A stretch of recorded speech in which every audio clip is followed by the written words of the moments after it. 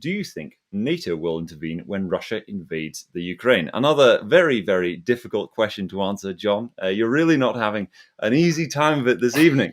But if you could you Okay. maybe war game it a bit? All right. Yeah. Let me put that hat on for a moment. Okay. Now, first of all, Ukraine is a huge country and it's one without natural borders. And that's kind of why it has been a battleground so frequently throughout history.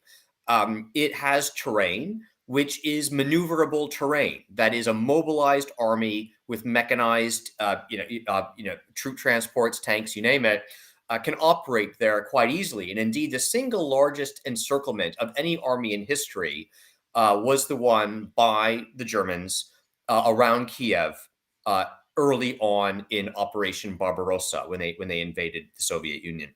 Yeah. I believe that is the single largest encirclement in history in terms of the total numbers of troops that become cut off. I mean, this is the whole nature of what we're talking about here. It's a classic land warfare place. You can't really supply such a huge area by sea. Yes, there's the Crimean Peninsula, which Russia currently controls, but the rest of Ukraine, there's not a whole lot the US Navy could do to support operations there. It's going to be a land battle, and to some extent, of course, air power will be involved in that land battle. However, this is where it gets problematic. Missile technology being what it is makes it far, far more difficult to achieve air superiority today. Russia has very good cutting edge missile technology.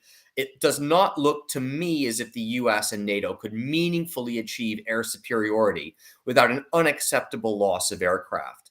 So that means they're going to use aircraft in a supporting role and a targeted strike role rather than a saturation role to support sustained ground operations. What that means is that it's going to look, if it happens, God, I hope it doesn't, it will look astonishing like a conventional War, yeah, land battle. from the last century. Which army will do best in Ukraine in a conventional land battle? Well, guess what? The one with the shortest supply lines. It's just a no-brainer. The shorter your supply lines, the bigger your advantage in a conventional land battle. That's all you need to know. And guess who's going to have the shortest supply lines by far? It's Russia. Yeah, yeah. And so I believe NATO is a bit of a paper tiger in Eastern Ukraine. Western Ukraine might be a different story, but the disputes are not about Western Ukraine. The disputes are about Eastern Ukraine. I don't see how NATO could fight and win against Russia there. I just don't. Their supply lines will be too long. They just won't be able to do it. They'll lose too many aircraft if they try to provide saturation support. I just don't think they can do it. That's my opinion.